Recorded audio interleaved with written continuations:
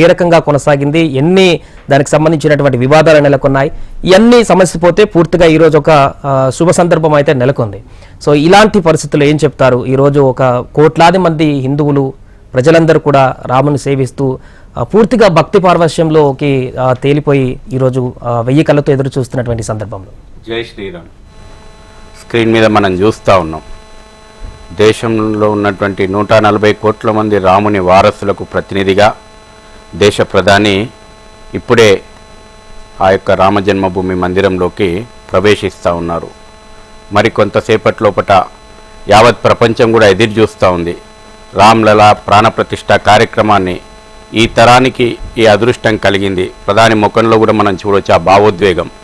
500 సంవత్సరాల యొక్క కళ నెరవేరిన శుభ సందర్భం లోపట ఈ జాతి స్వాభిమాన మందిరాన్ని ఈ రోజున మనం అక్కడ నెలకొల్పుకున్నాం. భారతీయ ఆత్మను మళ్ళీ తిరిగి ప్రాణప్రతిష్ఠ కాబోతా ఉంది. 1528 నుంచి జరిగినటువంటి పోరాటం 1992 డిసెంబర్ 6 వరకు 77 సార్లు రామమందిరం లోపట రామజన్మభూమి లోపట మందిరాన్ని పునర్నిర్మించుకోవాలని ఈ జాతి సాగించినటువంటి పోరాటాలకు చిహ్నంగా, ఈ జాతి చేసినటువంటి త్యాగాలకు ప్రతిరూపంగా, ఈ జాతి చేసినటువంటి సమర్పణ భావానికి ప్రతిరూపంగా, నిలువెత్తు నిదర్శనంగా అదిగో భారత యొక్క ఆత్మగౌరవ పోరాటానికి ప్రతీకగా ఆ యొక్క రామ మందిరం సగర్వంగా లేచి నిలబడ్డది. ఇవాళ నిజంగా మనందరం కూడా గర్వించదగ్గటువంటి అంశము. అనేక ఒడిదుడుకులను, అసలు రాముడున్నడా, రామాయణం నిజమా, రాముడు అభూత కల్పన అని మాట్లాడినటువంటి రాజకీయాలు, మొఘలుల యొక్క విధ్వంసం ఈ దేశం చూసింది. చట్టాల పేరు మీదన బ్రిటిషర్లు సాగించినటువంటి ఈ సంస్కృతిని విచ్ఛిన్నం చేయాలనేటువంటి కుట్రలు ఈ దేశం చూసింది. స్వాతంత్ర భారతదేశం లోపట మతం ఆధారంగా 3 ముక్కలు చేసుకున్నాక కూడా అయోధ్యలో భవ్య రామమందిర నిర్మాణానికి వచ్చినటువంటి అడ్డంకులు ఈ దేశం అది చూసింది. మధురలో శ్రీకృష్ణ మందిరానికి వస్తున్నటువంటి అడ్డంకులు చూస్తున్నాం. కాశీలో జ్ఞానవాపి మందిరం పునర్నిర్మాణం కోసం వస్తున్నటువంటి అడ్డంకులు చూస్తూ ఉన్నాం. ఇవాళ అవన్నీ కూడా అడ్డంకులను ఒక్కొక్కటి కూడా తొలగించుకొని భవ్యమైనటువంటి సుందరమైనటువంటి ఆ యొక్క భవ్య రామ మందిరాన్ని మనం నిర్మించుకున్నాం. జాతి ఆకాంక్ష నెరవేరింది, జాతి స్వప్నం సాకారమైంది. యావత్ ప్రపంచంలో ఉన్నటువంటి అందరం కూడా నిజంగా ఈ తరం మనం అదృష్టవంతులము.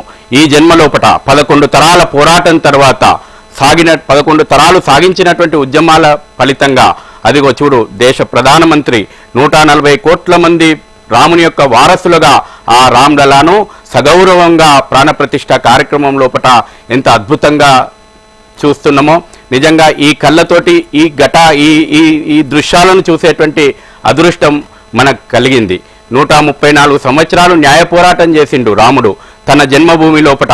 తను పుట్టినటువంటి మందిరం, తను పుట్టినటువంటి జన్మభూమి లోపట తనకింత నివాసం కోసం ఒక గూడు కట్టుకోవడానికి, మనకు మందిరం అయితే రామునికి అది ఇల్లు. ఆ యొక్క మందిరం కోసం ఈ దేశం లోపట 134 సంవత్సరాల న్యాయ పోరాటం చేసిండు నా రామచంద్రుడు. మనం చూసినాం 1992 డిసెంబర్ 6 నుంచి 5 ఆగస్టు 2020 ఈ ప్రధాని నరేంద్ర మోడీ గారు సగౌరవంగా బాలాలయం లోపల ప్రతిష్ఠించే వరకు రాముడు ఎండకెండిండు, వానకు తడిచిండు. జాతి మనోభావాలను ఏ విధంగా ఆవేదనకు గురి చేసాయో ఆ సంఘటనలు, ఆ ఆవేదన నుంచి ఇవాళ ఒక ఆనందం, ఇవాళ ఒక అనిర్వచనీయమైనటువంటి అనుభూతికి ఈ జాతి లోనైతా ఉంది. రామ పాదుకల ద్వారా ఈ దేశ స్వాభిమాన మందిరం కోసం గ్రామాలు ముందుకు కదిలినాయి. రామశిలల ద్వారా ఈ దేశం యొక్క స్వాభిమాన మందిరం కోసం ప్రతి గ్రామము కదిలింది. రామ జ్యోతుల ద్వారా ఈ దేశం ఉవ్వెత్తున స్వాభిమాన మందిరాన్ని, ఆత్మగౌరవ మందిరాన్ని నిర్మించుకోవడానికి